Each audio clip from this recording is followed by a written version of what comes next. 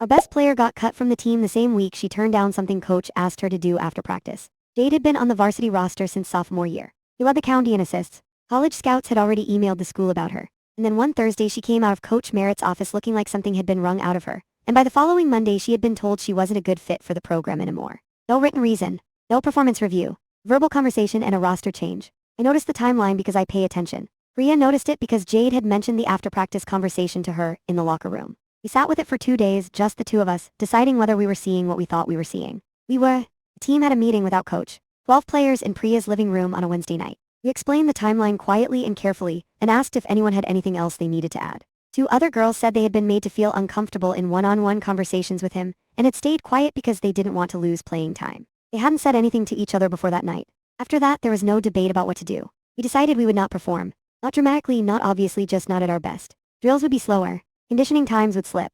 The sharpness that had made us one of the top programs in the district would quietly disappear. We weren't going to make a scene. We were going to let the numbers tell the story. It took 2.5 weeks before the athletic director, Mr. Alkaffer, came to observe a practice. He had been getting calls from parents asking why performance had dropped and why Jade was no longer on the roster. He watched us run drills. He watched us miss cuts we had been nailing since the preseason. He pulled Coach Merritt aside first, and he came and stood near the group and said informally that he was trying to understand what was going on with the team's performance. He asked if anyone wanted to talk. Every player on the field stopped what she was doing and turned to face him. Every one of us gave the same answer. He said we weren't comfortable with the environment and that we had specific concerns about how roster decisions were made. He said it one after another, not rehearsed exactly but aligned. Mr.